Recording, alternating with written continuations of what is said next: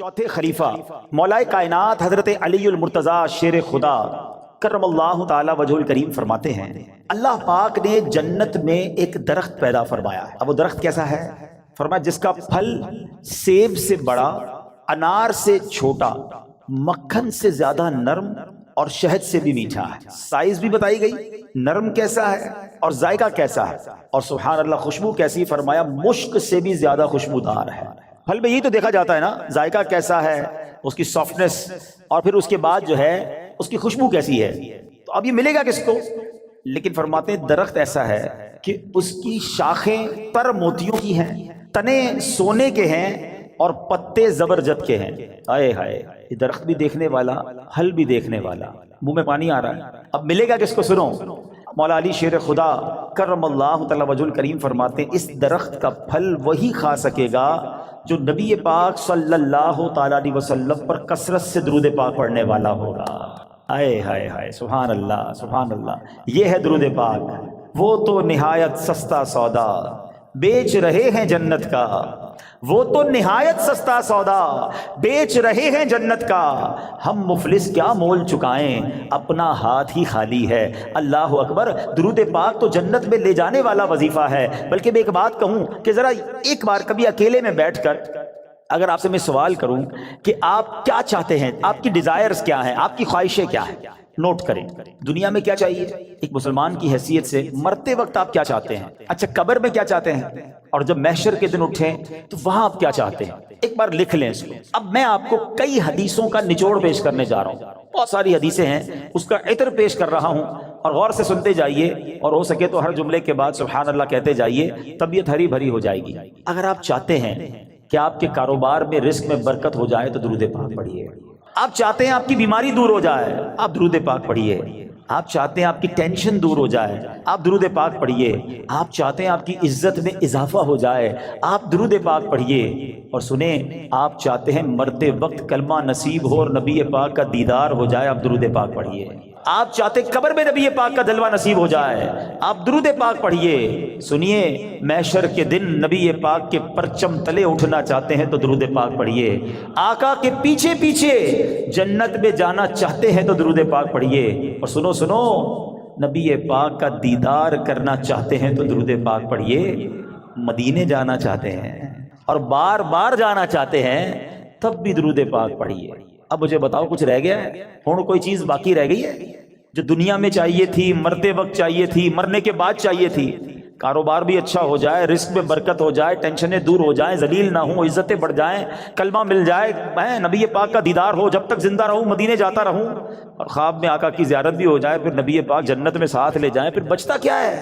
کمال یہ ہے کہ ہر وہ خواہش جو میری ہے، اور میں نے اپنی طرف سے باتیں نہیں کی، ماشاءاللہ جو علماء بیٹھے ہیں، مبلغین بیٹھے ہیں، ان کو یاد آ رہا ہوگا کہ ہر جملے کے پیچھے کوئی نہ کوئی فضیلت حدیثوں میں اور روایتوں میں موجود ہے، کہ یہ سب چیز نبی پاک نے بتائی ہوئی ہے کہ یہ کرتے جاؤ، درود پڑھتے جاؤ، تمہیں یہ بھی ملے گا، تمہیں یہ بھی ملے گا، تمہیں یہ بھی ملے گا۔ جبھی تو شاعر نے کہا نا، ہر درد کی دوا ہے صلی علی محمد، whatever calamity you have, whatever problem, کوئی مسئلہ ہے، مسئلہ ہے نا، بتا تو رہا ہوں کہ ہر درد کی دوا ہے صلی علی محمد، تعویذ ہر بلا ہے صلی علی محمد صلی اللہ علیہ وسلم۔ یعنی ہوا یہ، اس کا نچوڑ یہ، نتیجہ یہ نکلا کہ اگر ہم درود پاک پڑھنے والے بن جائیں اور کثرت سے پڑھنے والے بن جائیں تو پھر مشکل نہیں رہنی ہے انشاءاللہ۔ تو آئیے میں بھی نیت کروں اور آپ بھی نیت کریں۔ بعض اوقات آپ دکان پہ بیٹھے ہوتے ہیں، کاروبار پہ بیٹھے ہوتے ہیں، کوئی کام نہیں ہوتا۔ ہمارا پرابلم ہم یہ ہو گیا ہے، جب کوئی کام نہیں ہے تو ہمارے ہاتھ پہ موبائل آ جاتا ہے، اور وہ موبائل اتنا بیزی کر دیتا ہے کہ پتہ ہی نہیں چلتا کہ آدھا گھنٹہ نکل گیا، گھنٹہ نکل گیا، 2 گھنٹے نکل گئے۔ اللہ کرے یہ مائنڈ سیٹ بن جائے کہ یہ وقت بہت قیمتی ہے، اگر فارغ بیٹھا ہوں دکان پہ تو میری تسبیح بار آنی چاہیے، موبائل کی جگہ تسبیح بار آنی چاہیے کہ چلو یار 313 بار درود پاک پڑھ لیتا ہوں، 100 بار کلمہ پاک پڑھ لیتا ہوں۔ اچھا موبائل اٹھانا ہی ہے تو یار کوئی کام نہیں تو 10 منٹ میں 12 منٹ میں سورہ یاسین نہ پڑھ، ایک سورہ یاسین پڑھوں گا 10 قرآن کا ثواب مل جائے گا۔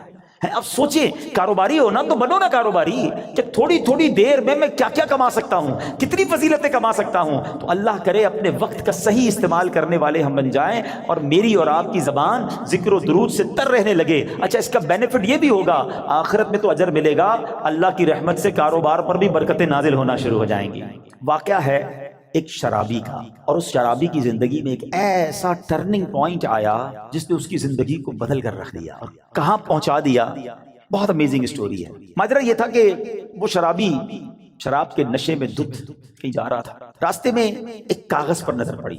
ماشاءاللہ یہاں قرآن پڑھنے والے، پڑھانے والے، اپنی دکانوں پر بھی ماشاءاللہ مدرسہ لگانے والے موجود ہیں. تو آج قرآن پاک کی صرف ایک آیت کی فضیلت کی میں نے بات کرنی ہے. پورے قرآن کی شان تو نرالی ہے، ایک آیت میں کیا کچھ ہے اس سے اندازہ ہوگا کہ پھر رب کے کلام میں کتنی عظمتیں ہیں. تو وہ جو شراب کے نشے میں دھت جا رہے تھے، انہوں نے دیکھا کہ ایک کاغذ کا ٹکڑا پڑا ہے اور اس پر بسم اللہ الرحمن الرحیم لکھا ہوا ہے. اس کو خیال آیا کہ میرے رب کا نام زمین پر. ادب کا خیال آیا، عزت کا خیال آیا کہ یہ نہیں ہونا چاہیے. حالانکہ وہ غلط کام کر رہے تھے، شراب میں تھے، مگر عطر خریدا، اس کاغذ کے ٹکڑے کو صاف کیا، اسے عطر لگایا اور بلند جگہ پر رکھا. اس کے بعد وہ اپنے کام میں مگن ہو گئے. اسی رات ایک بزرگ کو خواب میں زیارت ہوئی کہ جاؤ میرے اس بندے کو جا کر کہو کہ تم نے میرے نام کو پاک اور صاف جگہ پر رکھا، بلند جگہ پر رکھا، ہم تمہارے نام کو بھی بلند کریں گے. اب بزرگ اس بندے کو جانتے تھے کہ وہ تو شرابی ہے. شرابی کے لیے پیغام کیسے ہو سکتا ہے؟ تو کہتے لگتا ہے خواب میں کوئی غلط فہمی ہوئی، دوبارہ سو گئے. دوبارہ سوئے تو پھر دوسری بار یہی پیغام. پھر سوچا نہیں اس بندے کے لیے پیغام نہیں ہو سکتا. تیسری بار خواب میں یہی پیغام دیا گیا. اب وہ بزرگ تلاش کرنے نکلے کہ وہ کدھر ہے شراب پینے والا. ڈھونڈتے ڈھونڈتے جب پتا چلا اس وقت بھی وہ شراب کی محفل میں ہی بیٹھے ہوئے تھے. آواز دی کہ باہر آئیے. وہ تو شراب کے نشے میں مست، تو کسی کو بھیجا کہ جاؤ کہو تمہارے لیے پیغام آیا ہے. کہ میرے لیے کون پیغام لایا ہے؟ بہرحال پوچھو کس کا پیغام لایا ہو. جو بزرگ شراب خانے کے باہر کھڑے تھے نا، اندر جا کر اسے بتا دو اللہ کا پیغام لایا. اب جب یہ سننا تھا تو جھرجھری سی آ گئی. کھڑے ہوئے باہر آئے اور جب یہ بات بزرگ نے بتائی کہ مجھے تو نہیں پتا تم نے کیا کیا ہے، 3 بار خواب میں مجھے یہ کہا گیا کہ تمہیں بتا دوں تم نے رب کے نام کو جو تعظیم کی ہے، بسم اللہ الرحمن الرحیم کو معطر کیا، اسے بلند جگہ پر رکھا ہے، مجھے یہ پیغام ملا ہے کہ تمہیں بھی تمہارے نام کو بلندی دی جائے گی، تمہیں عزت اور مرتبہ دیا جائے گا. جب یہ سنا کہ میں شراب کے نشے میں دھت اور میرا رب مجھ پہ اتنا مہربان، اس بندے نے توبہ کی، اللہ سے معافی مانگی اور عبادتوں میں لگ گئے. اے میرے پیارے اسلامی بھائیوں، یہ انقلاب جو شراب کے نشے میں دھت شخصیت کو اللہ کا ولی بنا گیا، یہ کون تھے؟ یہ کوئی اور نہیں، حضرت بشر حافی رحمت اللہ تعالی علیہ تھے. یہ زمانے کے ولی بنے. حافی کہتے ہیں ننگے پیر رہنے والے کو. آپ معرفت الہی اور اللہ کی یاد میں اتنے گم رہنے لگے کہ آپ چپل ہی نہیں پہنتے تھے.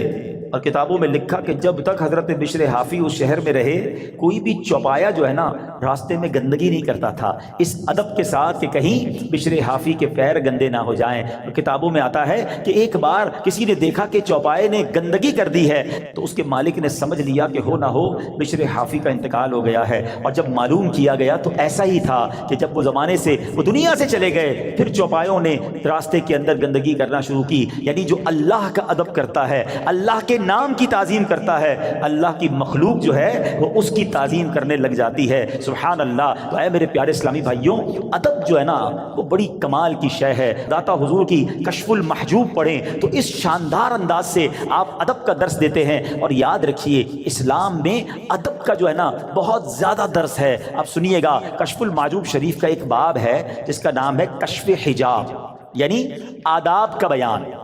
اس باب میں داتا گنج بخش علی حجویری رحمۃ اللہ تعالی علیہ نے بنیادی طور پر 3 چیزیں ذکر فرمائی. نمبر 1 ادب کسے کہتے ہیں، نمبر 2 ادب کی قسمیں کتنی ہیں، اس کی کیٹیگریز کیا کیا ہیں، اور نمبر 3 مختلف آداب زندگی اس میں بیان کیے گئے. اور سبحان اللہ، داتا گنج بخش جو ہے ادب کی اہمیت بیان کرتے ہوئے فرماتے ہیں کہ ہر شخص کے لیے اس کے مقام کے مطابق علیحدہ آداب ہیں. مروت، سنت اور عزت کی حفاظت ادب ہی کے ذریعے ہوتی ہے. اور پھر آپ نے قرآن پاک کی آیت جو ہمیں درس دیتی ہے، آپ نے وہاں پر تحریر فرمائی. سبحان اللہ، اللہ قرآن میں کیا فرماتا ہے، یا ایھا الذین آمنوا قوا انفسکم واہلیکم نارا وقودھا الناس والحجارہ.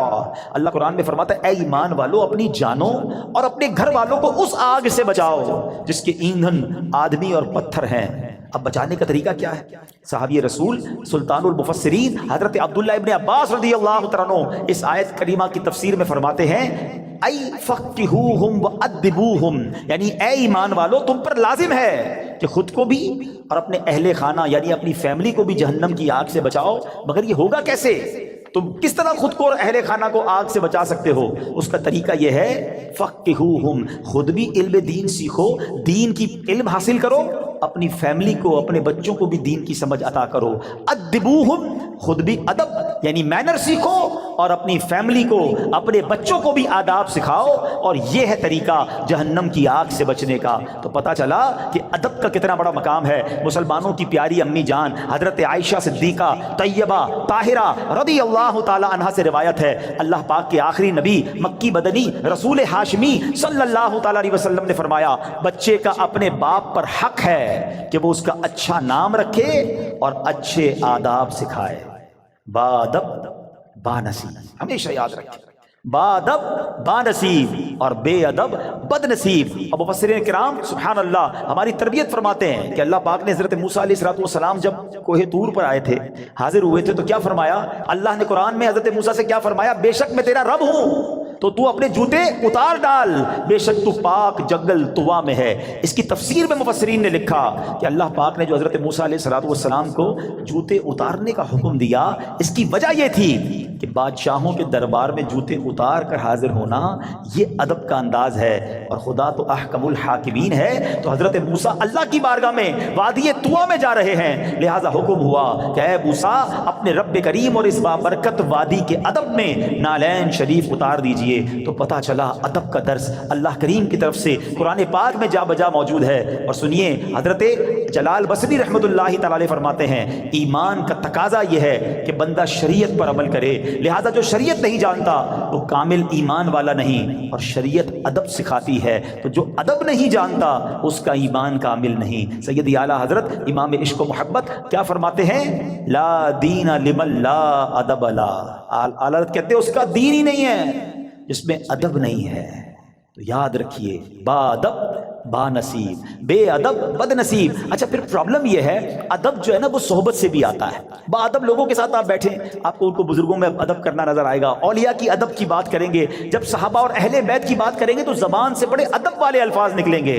مگر آج پرابلم یہ ہے کہ بے ادبوں سے دوستی، بے ادبوں کی باتیں سنتے سنتے زبان بھی بے ادب ہو جاتی ہے۔ تو اے میرے پیارے اسلامی بھائیوں، آج سیدی اعلیٰ حضرت کا یہ پیغام لے جاؤ، لا دین لمن لا ادب لا، اس کا دین ہی کمپلیٹ نہیں ہوتا ہے جس کے اندر ادب نہیں ہوتا ہے۔ اور یہی درس داتا حضور داتا گنج بخش علی حجویری رحمۃ اللہ تعالی علیہ کا ہے۔ ہم سب نے یہ نیت کرنی ہے کہ ہمیں صحبت بھی اختیار کرنی ہے، ماحول بھی اختیار کرنا ہے، دوستی بھی کرنی ہے تو ادب والوں کے ساتھ کرنی ہے، عشق والوں کے ساتھ کرنی ہے، جو اولیاء کا ادب کریں، جو صحابہ کا ادب کریں، جو اہل بیت کا ادب کریں، جو انبیاء کا ادب کریں، اور جو ہمارے آقا جناب رسول اللہ صلی اللہ تعالی علیہ وسلم کا دل و جان سے ادب کریں۔ تو بہرحال اس ایک واقعے میں جہاں ادب کا درس ملا، حضرت بشر حافی کو مقام کیسے مل گیا؟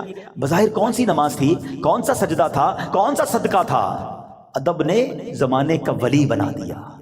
اور بے ادبی جو ہے نا وہ بندے کو تخت سے تختے پر لے آتی ہے، سب برباد ہو جاتا ہے۔ ابلیس شیطان عبادت گزار تھا نا، معلم الملکوت تھا، فرشتوں کا استاد تھا، جنت کا خزانچی تھا، بے ادبی کی نا، حضرت آدم علیہ السلام کو سجدہ نہیں کیا، بلکہ بڑے جس کو کہنا کہ تکبرانہ انداز میں کہا کہ میں کیوں سجدہ کروں، انا خیر من، اے اللہ میں اس سے بہتر ہوں، خلقتنی من نار وخلقتہ من طین، تو نے مجھے نار سے آگ سے بنایا، ان کو مٹی سے بنایا ہے۔ بے ادبی، ایک بے ادبی نے عزازیل کو، فرشتوں کے استاد کو ابلیس بنا دیا، مردود قرار دے دیا گیا۔ آج میں اور آپ سوچیں کہ اگر ہماری زبان میں ادب نہیں ہے، ہمارے انداز میں ادب نہیں ہے، تو ہم کہیں مارے نہ جائیں۔ اور ادب کی تعلیم ہمیں اپنے بچوں کو دینی ہے، اپنی فیملی کو دینی ہے۔ تو ایک پہلا درس آج کے بیان سے ادب کا لے کے جانا ہے۔ اور سبحان اللہ، اے اہل سنت والوں تمہیں مبارک ہو، تمہیں کمال کا مسلک اور کمال کی کہتے ہیں نا منہج ملا ہے، خوبصورت راستہ ملا ہے، دین کا کیا خوبصورت حصہ ملا ہے۔ جب بھی آپ عاشقان اہل بیت سے، اہل سنت والوں سے ملتے ہیں نا، سبحان اللہ، وہ صحابہ سے بھی پیار کرتے نظر آئیں گے، وہ اہل بیت سے بھی پیار کرتے نظر آئیں گے، وہ اولیاء سے بھی محبت کی بات کریں گے۔ کچھ لوگ کسی کے پاس جاؤ صحابہ کی بات کرتے ہیں، اہل بیت کی بات نہیں کرتے، کچھ اہل بیت کی بات کریں تو صحابہ کی بات نہیں کرتے۔ اہل سنت والوں تمہارا بیڑا پار پار ہے، اور کیوں نہ ان ہستیوں سے ہم پیار کریں، کیونکہ یہ راستہ تو نبی پاک نے ہمیں دکھایا ہے۔ سبحان اللہ، میرے آقا نبی پاک علیہ الصلوۃ والسلام اپنے صحابہ کے بارے میں کیا فرماتے ہیں؟ فرماتے اصحابی کالنجوم فبأیہم اقتدیتم اہتدیتم، میرے صحابہ ستاروں کی مانند ہیں، لائک اسٹارز، کسی کی بھی پیروی کر لو تم ہدایت پا جاؤ گے۔ صحابہ کو ستارے کہا، اور سبحان اللہ اپنی آل کو کیا فرمایا؟ ایک حدیث کا مضمون ہے، میرے آقا فرماتے میری آل میری امت کے لیے کشتی نوح کی مانند ہے، جو اس میں سوار ہو گیا اس کا بیڑا پار لگ جائے گا۔ تو یہ تو دونوں ہمارے لیے ضروری ہے نا، ہماری دونوں آنکھیں ہیں، صحابہ بھی دل و جان سے ہمیں پیار ہے، اہل بیت پہ جان قربان ہے۔ تو سبحان اللہ، بریلی کے تاجدار امام عشق و محبت نے اہل سنت کا یہ عقیدہ کس شان سے اور کس پیارے انداز میں بیان کیا، اور ان دونوں حدیثوں کا عطر عطا کر دیا۔ دیکھیں آج جو پڑھے لکھے لوگ بیٹھے ہیں، آج کل تو کمپاس وغیرہ آ گئے اور اس سے پانی کے جہاز راستہ ڈھونڈ لیتے ہیں، مگر ایک زمانہ ایسا تھا کہ کشتی چلانے والے ستاروں سے راستہ ڈھونڈتے تھے۔ تو دو چیزیں چاہیے ہوتی تھی سفر کمپلیٹ کرنے کے لیے، اچھی کشتی اور ستارے۔ سبحان اللہ، اب دیکھو بریلی کے تاجدار کیا کہتے ہیں، فرماتے ہیں اہل سنت کا ہے بیڑا پار، اصحاب حضور نجم ہے اور ناؤ ہے عطرت رسول اللہ کی۔ نجم کہتے ہیں ستاروں کو، ہمارے تو ستارے صحابہ ہیں اور ہماری کشتی اہل بیت ہیں، تو پھر بیڑے نے پار ہی لگنا ہے نا انشاءاللہ۔ تو سبحان اللہ، ہر صحابی نبی تو ادب، سب کا ادب، اولیاء کا ادب، بلکہ اولیاء کا، صحابہ کا، اہل بیت کا تو اپنی جگہ کرنا ہی کرنا ہے۔ ہمیں نارمل مسلمانوں سے بھی ادب سے بات کرنی ہے، ہمیں کیوں کسی کو ذلیل کرنا ہے، کیوں کسی سے لڑائی کرنی ہے، کیوں کسی کو طنز کرنا ہے۔ ایک بات یاد رکھیے گا، اللہ کریم نے اپنے اولیاء کو اپنے بندوں میں چھپا کر رکھا ہے۔ ہمیں نہیں پتا کون اللہ کا ولی ہو سکتا ہے، یہاں کوئی رب کے ایک سے زیادہ ولی بیٹھے ہوئے۔ اچھا علماء یہ بھی بتاتے ہیں کہ اس بندے کو بھی نہیں پتا ہوتا کہ ولایت کی منزل میں پہنچ چکا ہے، اللہ جسے چاہے اپنا ولی بنا لے۔ تو اب ہم اللہ کے کسی ولی سے لڑ رہے ہیں، اس کو ڈانٹ رہے ہیں، اس کو جھڑک رہے ہیں، اس کو ذلیل کر رہے ہیں کیونکہ میرا ملازم ہے، کیونکہ وہ غریب ہے، اس لیے اگر وہ رب کا ولی ہے، ویسے تو عام مومن کو بھی تنگ نہیں کر سکتے، لیکن ولایت کی بات دیکھیں، جتنا چھوٹا سا میرا مطالعہ ہے، علماء بھی بیٹھے ہیں، اب تک جو میں نے پڑھا ہے، دو ہی باتوں میں نے یہ پڑھا ہے کہ جہاں اللہ سے جنگ کرنے کی بات کی گئی ہے، اور یہ کتنی خطرناک بات ہے۔ نمبر ایک، سود کا کام کرنے والا۔ اے میرے تاجران بھائیوں، کبھی بھی سود نہ لینا نہ دینا، سود کا کاروبار مت کرنا، اس کے قریب مت جانا، کیونکہ اس کے بارے میں نبی پاک نے جو فرمایا، حدیث پاک کا مضمون ہے، وہ ایسا ہے جیسا اس نے رب سے جنگ، اللہ سے جنگ۔ یار اللہ سے جنگ کر کے کوئی جیت سکتا ہے؟ برباد ہی ہوگا نا، تباہ و برباد ہو جائے گا۔ ہم نے سود کا کام کرنے والوں کو اینڈ آف دا ڈے برباد ہوتے ہی دیکھا ہے۔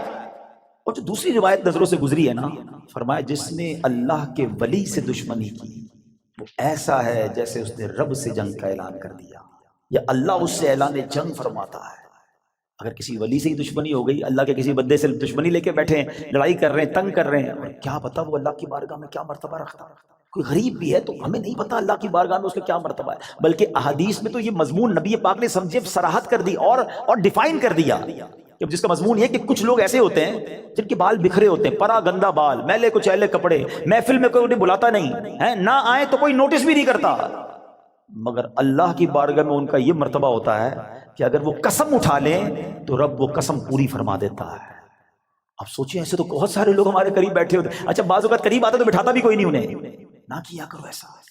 ہو سکتا ہے کہ میری مشکلیں، میری پریشانیاں، ہماری ڈیفیکلٹیز، ہمارا کاروبار نہ چلنا، گھر کی بیماریاں، اس کی وجہ یہ ہو کہ میں کسی اللہ کے ولی کو تنگ کر بیٹھا ہوں، بے ادبی کر بیٹھا ہوں۔ اپنی زبان میں نرمی لائے نا۔ کسی بڑے اس کو نا سمجھدار آدمی نے ایک بات کہی ہے کہ میٹھا کھانے سے شوگر ہوتی ہے، میٹھا بولنے سے شوگر نہیں ہوتی۔ میٹھا بولنا شروع کر دو نا یار، میٹھا بولنا ہی چھوڑ دیا ہم نے۔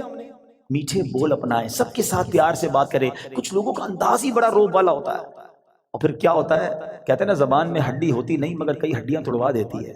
زبان میں تلوار نہیں مگر خون بہا دیتی ہے۔ کسی کی تلوار کا وار جو ہونا اس کا زخم بھر جاتا ہے، مگر زبان کا زخم نہیں بھرتا۔ تو زبان کا اچھا استعمال، ادب۔ آج یہ درس لے کے جاؤ کہ انشاءاللہ۔ اچھا ادب کیسے ملے گا؟ با ادب لوگوں کے ساتھ بیٹھ کر ملے گا۔ تو الحمدللہ دعوت اسلامی کا ماحول جہاں آپ کو ادب ہی سکھایا جاتا ہے، بچوں سے بھی شفقت کرنی ہے، بڑوں سے بھی پیار سے بات کرنی ہے، بزرگوں سے کیسے بات کرنی ہے، اولیاء، صحابہ، اہل بیت، ازواج مطہرات، امہات المومنین، ادبی کی بات آپ کو ملے گی۔ بے ادبی کا اسٹائل ہے ہی نہیں۔ تو یہاں رہو، انشاءاللہ با ادب بن جائیں گے۔ ہم اللہ سے دعا کرتے ہیں، نبی پاک کی بارگاہ میں التجا کرتے ہیں کہ حضور ہمیں اپنے با ادب غلاموں میں ہی شامل رکھیے گا، تو انشاءاللہ با ادب رہیں گے انشاءاللہ۔ اب دوسرا درس اس واقعے سے کیا ملتا ہے؟ سبحان اللہ، بسم اللہ الرحمن الرحیم، ایک آیت، اس کا کمال ہی اور ہے، اس کے راز ہی اور ہیں، اس کے اسرار ہی اور ہیں۔ قرآن پاک کی تو شان ہی نرالی ہے، مگر آج فقط کچھ باتیں میں آپ کو اللہ کے اس مبارک کلام کی اس ایک آیت کے رموز، اسرار، سیکرٹس، فضائل سنے تو عقل حیران ہو جاتی ہے۔ سبحان اللہ، بے ایمانوں کو ایمان دینے والی یہ آیت ہے۔ ذرا واقعہ سنیے گا۔ ایک یہودی تھا، نان مسلم، ایک یہودن پر عاشق ہو گیا اور عشق مجازی کا اس پر ایسا غلبہ ہوا کہ یہ مجنون جیسا ہو گیا، نہ کھانے پینے کا ہوش تھا، نہ آرام کرتا تھا، بڑا پریشان۔ اس زمانے میں اللہ کے ایک ولی تھے، حضرت عقا رحمت اللہ تعالی علیہ، ان کے پاس آیا اور کہا کہ حضور میں بہت پریشان ہوں، وہ فلاں سے عشق ہو گیا ہے، چین ہی نہیں آتا۔ آپ اللہ والے تھے، آپ نے ایک کاغذ کے ٹکڑے پر بسم اللہ الرحمن الرحیم لکھا اور کہا یہ کھا جاؤ۔ اس نے وہ کاغذ کا ٹکڑا نگل لیا کہ شاید میرا کام بچ جائے گا۔ سچی بات ہے، اس کا کام بن گیا۔ ہوا یہ کہ جیسے ہی اس نے کاغذ کو نکلا نا، اس کے دل کی دنیا ہی بدل گئی، ایمان کی مٹھاس ملنے لگی اور اس کے دل میں نور ظاہر ہو گیا۔ عورت کے عشق کو چھوڑا اور کہتا حضور بس اب مجھے کچھ اور نہیں چاہیے، جس رب کا نام اندر گیا ہے اب کلمہ پڑھائیے، مجھے مسلمان کر دیجیے۔ صرف بسم اللہ الرحمن الرحیم کاغذ پہ لکھا ہوا پیٹ میں جاتا ہے۔ اب اس یہودن کو پتہ چل گیا کہ میرا عاشق تو مسلمان ہو گیا ہے۔ وہ بھی حضرت کی بارگاہ میں آئی اور کہا کہ میں ہی وہ عورت ہوں کہ جس کے عشق میں وہ مبتلا تھا، وہ مسلمان ہو گیا ہے۔ اب مجھے خواب میں روزانہ کوئی کہنے والا کہتا ہے کہ اگر تجھے جنت میں اپنا ٹھکانہ دیکھنا ہے نا تو جا اور حضرت عطا کے پاس جا، تجھے اپنا جنت میں ٹھکانہ دکھائیں گے۔ تو حضرت میں آپ کے پاس آئی ہوں، بتائیے جنت کہاں ہے؟ حضرت عطا نے کہا کہ جنت کا ارادہ ہے تو پہلے تجھے اس کا دروازہ کھولنا پڑے گا نا، جنت میں جانا ہے تو ڈور اوپن کر۔ تو وہ کہتی جنت کا دروازہ میں کیسے کھولوں؟ فرمایا بسم اللہ الرحمن الرحیم پڑھ۔ آپ نے فرمایا جنت کا دروازہ کھولنا ہے نا، بسم اللہ الرحمن الرحیم پڑھ۔ جیسے ہی اس نے بسم اللہ الرحمن الرحیم پڑھا، دل میں نور بڑھنے لگ گیا۔ کہتی حضور بس اب مجھے اسلام میں داخل کیجئے۔ اس نے کلمہ پڑھا اور بسم اللہ شریف کی برکت سے وہ بھی مسلمان ہو گئی۔ اسی رات جب وہ نو مسلم خاتون جو ہے رات کو سوئی تو خواب میں جنت میں داخل ہوئی، خوبصورت محل دیکھا، گنبد دیکھے، ایک گنبد پر لکھا تھا بسم اللہ الرحمن الرحیم لا الہ الا اللہ محمد الرسول اللہ۔ عورت نے یہ الفاظ پڑھے تو کسی پکارنے والے نے کہا اے پڑھنے والی، اللہ پاک نے یہ سب تجھے عطا فرما دیا ہے۔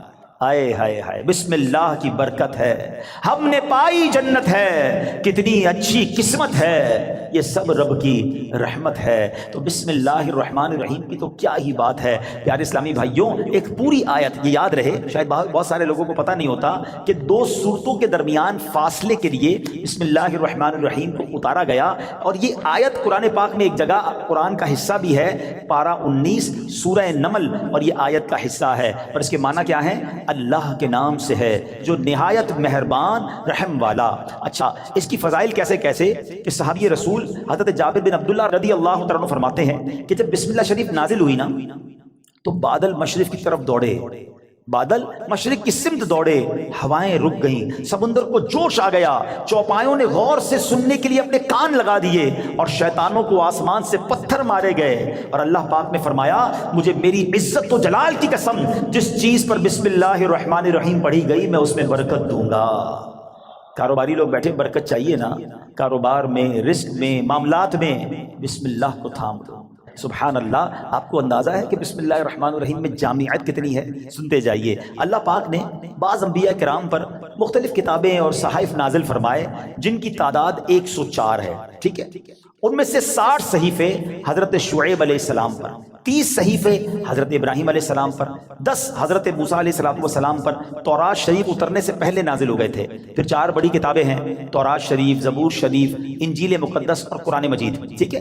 اچھا، ان تمام صحیفوں کے مضامین قرآن پاک میں ہیں۔ قرآن پاک کے سارے مضمون سورہ فاتحہ میں ہے، اور سورہ فاتحہ کا سارا مضمون بسم اللہ الرحمن الرحیم میں ہے۔